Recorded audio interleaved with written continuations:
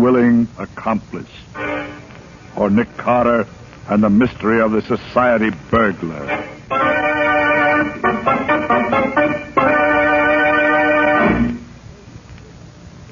Hello, Lieutenant. What's new and interesting? Well, if it ain't my old friend Nicholas Carter, him that used to be a detective. Yeah, what do you mean, used to be?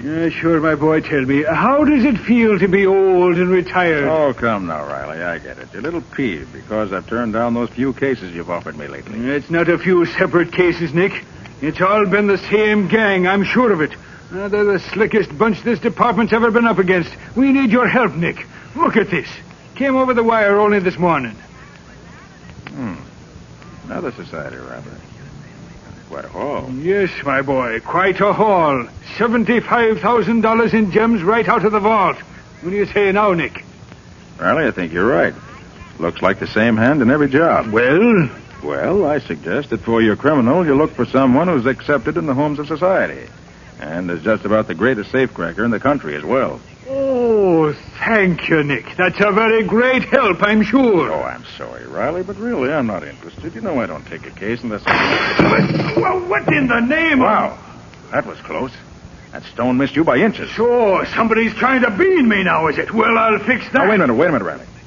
That isn't it. This seems to be a little matter of communication. Communication? Yes, look. There's a note tied to that stone.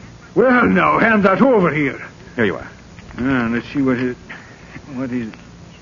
Well, listen to this, Nick. My dear Lieutenant Riley, since the jobs I have pulled off lately have so completely mystified your department, may I suggest that you call upon the services of your very good and able friend, Nicholas Carter. What's that? It won't help much, of course, but at least I'll then have an adversary more worthy of my talents. You see, I'm varying the pattern and going on to much bigger things. Today it has been the National Loan and Trust Company. It is not only theft, but murder as well. Well, Nick, what do you make of that? Very interesting. Interesting, is it? Why, the cheek of him. The National Loan and Trust Company, he says. And murder, he says.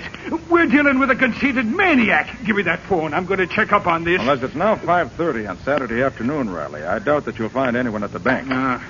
Excuse me, Lieutenant. Yeah? There's a lady and gentleman here to see you. They say it's most urgent. Well, what are you waiting for? Show 'em in. Yes, sir. This way, please. Thank you. Lieutenant Riley, Yes? permit me to introduce myself. I'm Butler Pierce, and this is Miss Olive Belden, my fiancée. I'm pleased to make your acquaintance. Now, what can I be doing for you? You can help us find Miss Belden's father. He's missing. Oh, missing, huh? Yes, Lieutenant. Dad's been gone for hours, and I'm beginning to fear something dreadful may have happened. Oh, excuse me. This is Nick Carter, Miss Belden, and Mr. Pierce. Nick Carter, the detective? The same, Miss Belden. Oh, I'm so glad, Mr. Carter. Would you, I mean... Isn't your alarm somewhat unwarranted? If your father hasn't been missing very long, I take it. That's true, Mr. Carter. Only 3 hours to be exact, but under the circumstances... What Miss Belden means, Mr. Carter, is that it seems as if her father had disappeared into thin air. How do you mean, Mr. Pierce? Well, the last time she saw him, it was through the living room window. From there, she could look out over the court into his private office at the bank. And when she... Bank? Did you say bank, Mr. Pierce? Why, yes. Olive's father is Wayne Belden, president of the National Loan and Trust Company. Did you hear that, Nick? The National Loan and Trust Company. Yes, Riley. There's not a minute to be lost. Come on.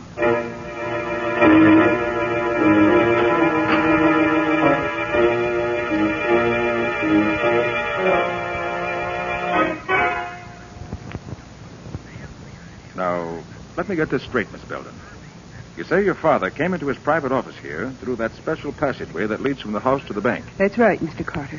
Father often spent Saturday afternoons here writing letters. I see. And there was no one else in the bank at that time? No, this is Saturday, you know, and it was after banking hours, of course. When was the last time you saw your father? About 1 o'clock, Mr. Carter. He was sitting at his desk here writing a letter. But when I looked through the window again a few hours later, he wasn't there. You're sure he hadn't returned to the house? Positive. I'd have seen him. The passageway opens right into the living room where I was reading. Well, what happened when you looked for him and he wasn't there? Well, just about then, Mr. Pierce called on me. I told him about Father's absence, and we both went to look for him. I see. About what time was that? Oh, about 4 o'clock. Mm-hmm. And so you both went into the bank as soon as you missed your father? Yes, we found Mr. Belden's office just as you see it now. Then we looked all through the bank. There wasn't a sign of him anywhere. Now, wait a minute, all of you. What was to prevent Mr. Belden from walking right out the front door of the bank? As easy as that. Well, that's not very likely, Lieutenant. He was wearing his house slippers at the time, and he had no coat or hat. Oh. And not only that, Riley. Do you see this letter here on Belden's desk? Huh? He was writing it when something interrupted him. You notice anything peculiar about it? Well, no, except that he broke off in the middle of a sentence. More important than that, Riley. He stopped in the middle of a word. Belden was interrupted very abruptly. Oh, that must be the cashier now. Hello, Mr. Cook. Come in. Hello, Miss Belden. I got here just as soon as I could. This is Mr. Carter and Lieutenant Riley. Good afternoon, gentlemen. Now, what's all this I hear about Mr. Belden disappearing? That's right, Mr. Cook. But I've an idea. He'll soon be found. What do you mean by that, Mr. Carter? I've asked Mr. Cook to come down here because as the cashier of the bank, he's the only one beside Mr. Belden who knows the combination to the large vault. And I want that vault opened.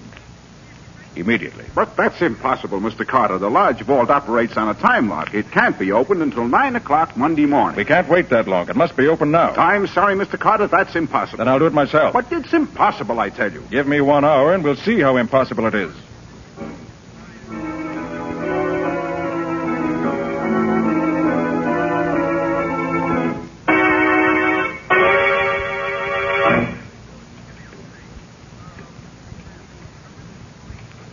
You don't seem to be having much luck, do you, Mr. Carter? Don't you worry about that, Mr. Pierce.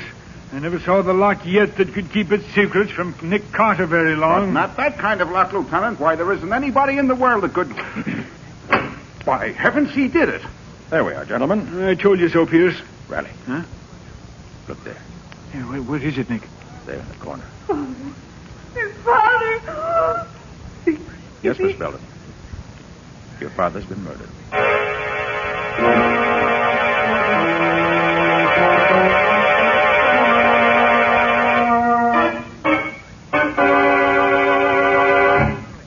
How's Miss Belden, Riley? Oh, she's all right now, Nick. Mr. Pierce took her back to the house. Good.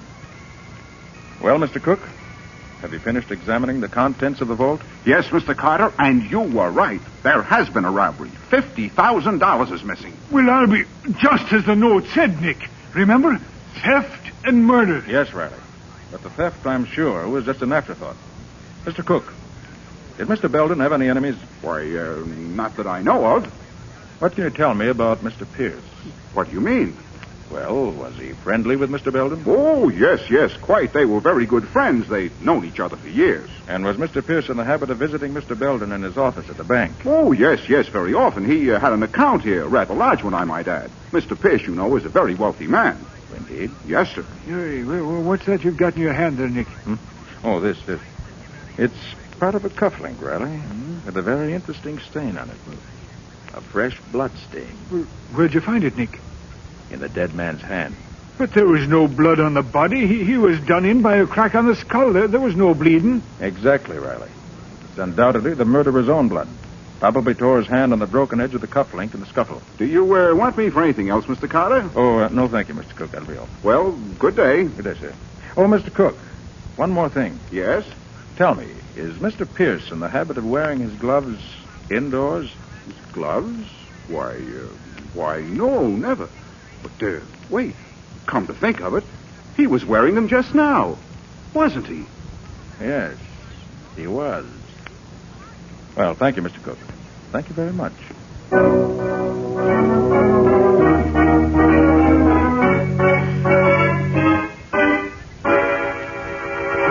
Confound it, Patsy. This is the strangest case I've ever worked on. Well, you've certainly been acting strangely, Nick.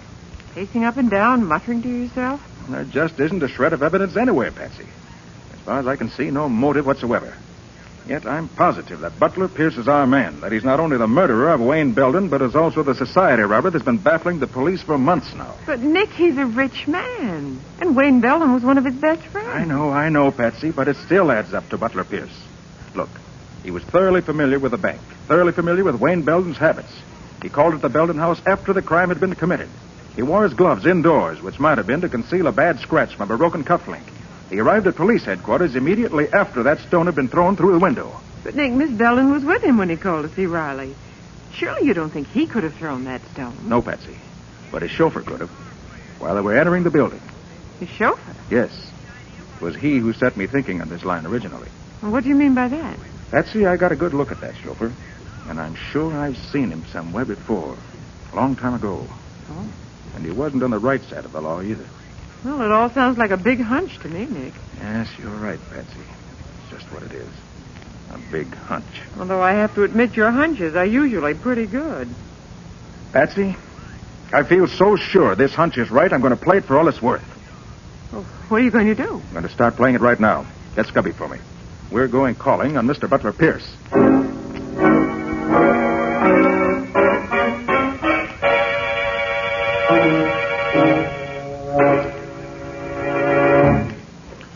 You're taking a long time opening that safe, Nick.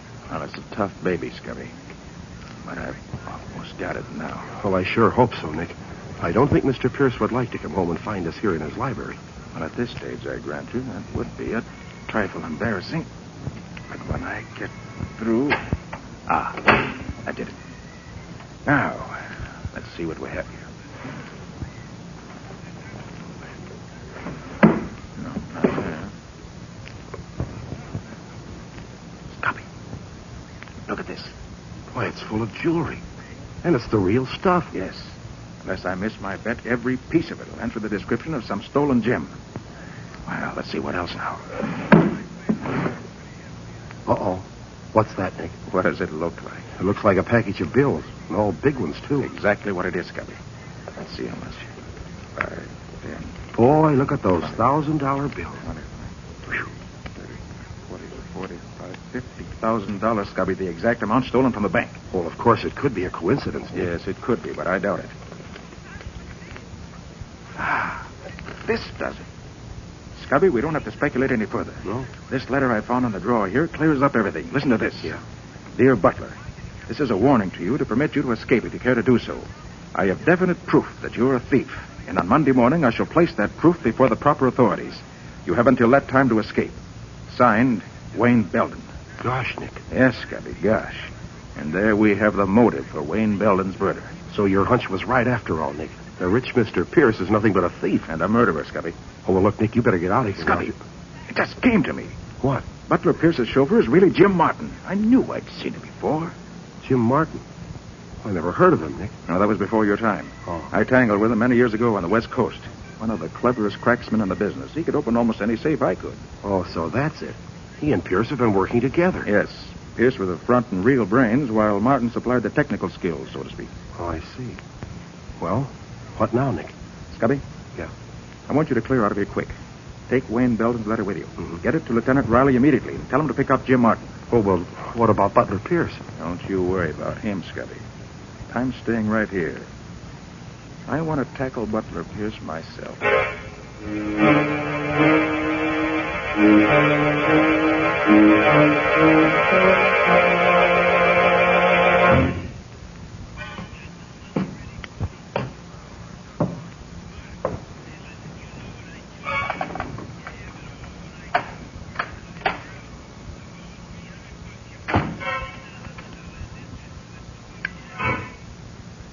Good evening. Nick Carter, what are you doing in my house? Waiting for you, Mr. Pierce. What do you want? I want you to be reasonable and not make any fuss. This isn't a water pistol I've got in my hand. Have you gone mad? What in the world are you talking about? It's no go, Pierce. You can drop the act. I took the liberty of going through your safe. Oh, so that's it. You're pretty clever at getting into safes, aren't you? Yes. As good at it as your pal, Jim Martin. Oh, I see. Well, I guess I underrated you, Carter. No, Pierce. You overrated yourself. Perhaps. What's your next move? My next move is to turn over to the law a thief and a murderer. Turn around. Get your hands behind you. Uh-huh. So there is a scratch on your wrist, just as I expected. There. Guess those handcuffs ought to hold you for a while. Sit down on that chair. And stay there.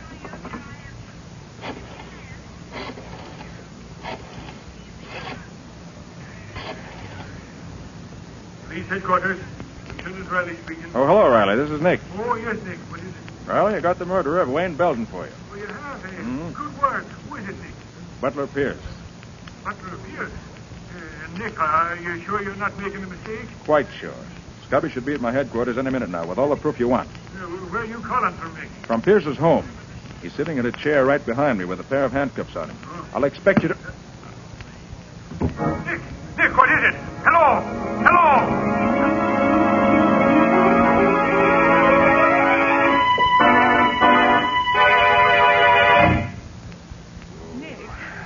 Oh, Nick, are you all right? He's coming to now, Patsy. How do you feel, Nick?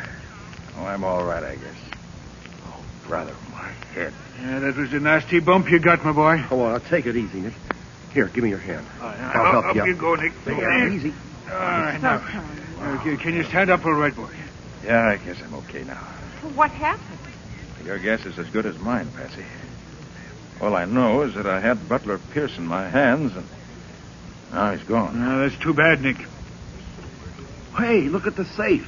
It's empty. Well, naturally it would be. You couldn't leave all that evidence lying around. Yeah, it's a good thing we got that letter at least. Yes, but the important thing is to find Pierce. He must be pretty clever, Nick, getting away from you like that. Yes, Patsy. He's all of that and more.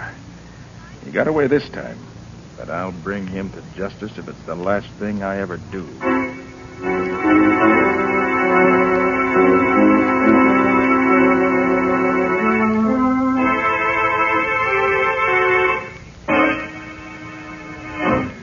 Well, Nick, we got Jim Martin anyway. Picked him up late last night. Good work, Riley. Well, that's half the gang anyway. Yeah, now if we only had Butler Pierce. Yes, but I think it's going to be a lot easier now with Jim Martin in our hands. What do you mean? Got an idea, Riley. If it works, it won't be long before we catch up with Wayne Belden's murderer.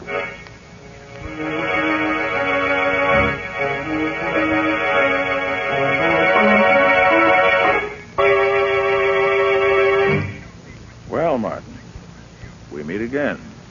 Yeah. Been a long time, ain't it, Carter? Yes. But I never forget a face, Martin, no matter how much has been changed. I must say, though, that the doctor did a pretty good job on you, but it just isn't quite good enough. Yeah, you're a smart egg, all right. I guess the boss knows that by now. He's a pretty keen one himself, Martin. I had him, but he got away. Yeah, huh? Mm-hmm. Boy, he sure is a slick one. Well, I thought when I had the cuffs on him... Say, you didn't make the mistake of trying to hold him with a pair of handcuffs, did you? Yes. Why? There ain't a pair made that could hold Butler Pierce. He's a regular whiz. Maybe so. Martin, you're in a pretty tough spot. Murder's serious business. Murder? Oh, no. You're barking up the wrong tree, Carter. I didn't have nothing to do with that. But you did open the vault at the bank. Sure. Like I done all the jobs for Pierce after he paved the way. But murder, that ain't my racket. Maybe not. But it'll go a lot easier with you, Martin, if you play ball. Meaning? You know where Pierce's hideout is. Sure. What about it? We want you to help us put the finger on him. Now, you ought to know me better than that, Carter. That's what I thought you'd say. I have a proposition for you, Martin. You help us track him down, we'll set you free. The answer is still the same. I'm no stool pigeon. Well, Martin, we're going to let you walk out of here anyway. What do you say to that? I say it won't work, Carter. What do you mean? Listen, I'm onto your game. You're going to set me loose so you can tail me. Ain't that it? Exactly. With a think coming. Because that's the last thing I'd ever do. And I'm telling you that right now.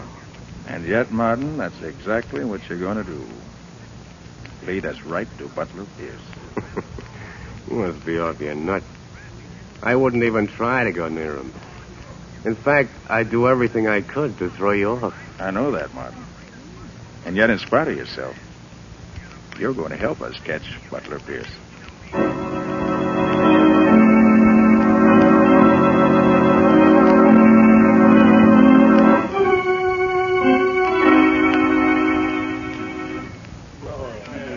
Clerk. Yes, sir? Any mail for me today? His name's Martin, James Martin. Just a minute, I'll see. No, nothing, Mr. Martin. Thanks. Hello, Martin. You expecting a letter from someone? Who are you?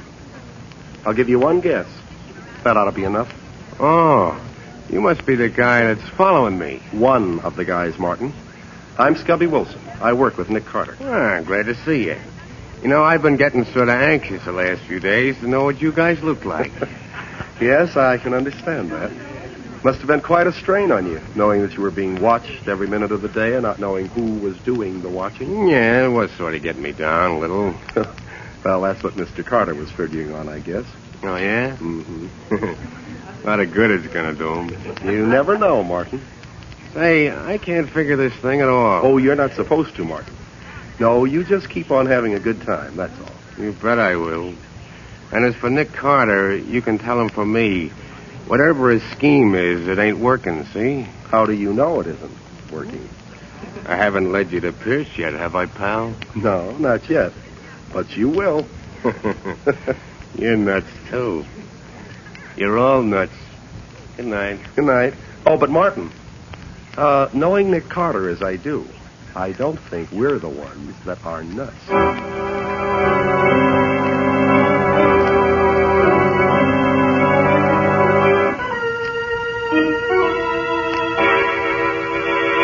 Doing is the one sure way of getting on Pierce's trail. It sure don't seem very positive to me. You've got plainclothes men and detectives out looking for him, haven't you? Well, sure. We set out a general alarm just as soon as Pierce got... No. See what I mean? My way's slow, Riley, but it's sure. Well, Nick, all I can say is I wish I was as sure of that as you are.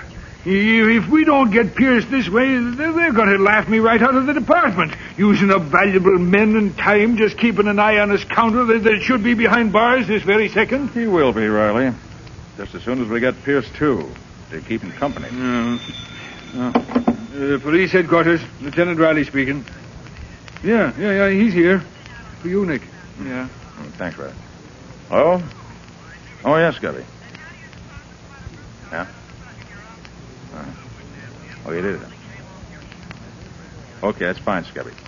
Good work. So long, Scubby. Well, Riley, it looks like this is it. Yeah? What happened? Did Martin finally get in touch with Pierce? No, Riley. It happened as I expected. The mountain came to Mohammed. Huh? Who did what? Unless I'm very much mistaken, Pierce has finally got in touch with Martin.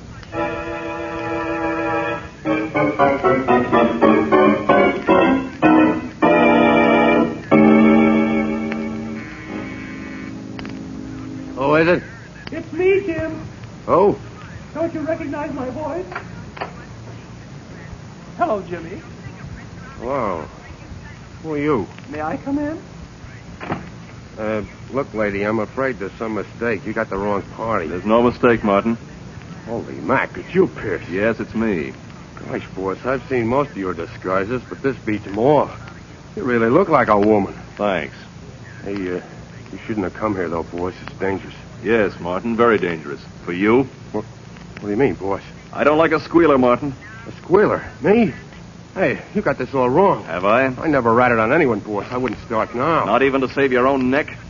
You were in this thing as deep as I, you know. Sure, I know that, but whatever gave you the idea I'd rat on you? What gave me the idea? Oh, I get it. You mean, why am I out of jail? Well, honest, boss, this wasn't my idea. Carter let me go. You see, he That's had... enough, Martin. Think I'm a fool?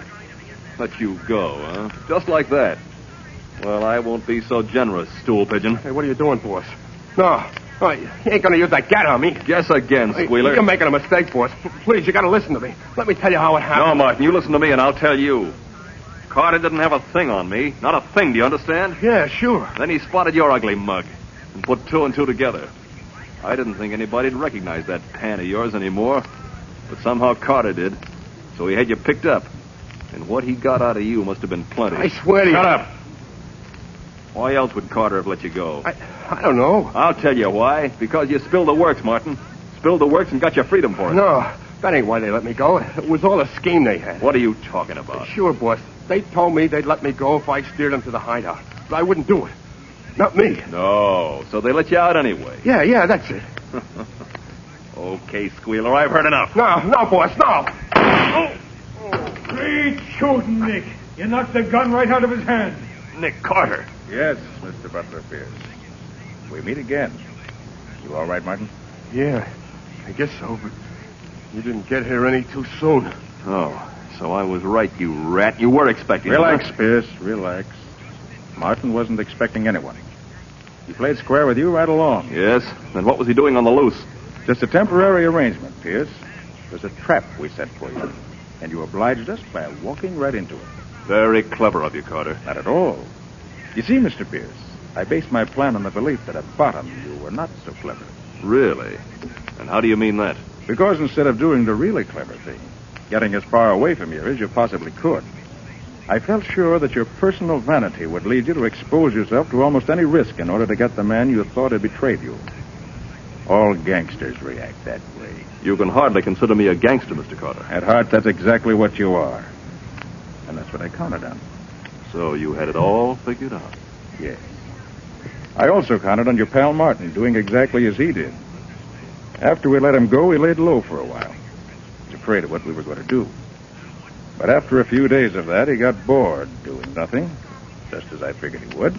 Bottoms you two did together, and now he wanted to spend some of it. So he stepped out, visited the high spots, stayed at a fine hotel. So I heard. Yes, I knew you would. Matter of fact, I counted on him. You figured we'd let him loose and had paid him well for squealing on you. Well, Pierce, you put two and two together all right, but you got the wrong answer. And the wrong answer you got is going to send you to the electric chair. It's the end of the road for you, Mr. Pierce. Mr. Carter, I gotta take my hat off to you. Really, Martin. And to what am I indebted for this great honor? Well, you said I'd lead you to Pierce, and I said I wouldn't. And you made me do it. And you even knew what I was thinking all the time I did it. Yes, Carter. You're cleverer than I thought you were. Thank you, gentlemen. I'm very happy I can't say the same for you two.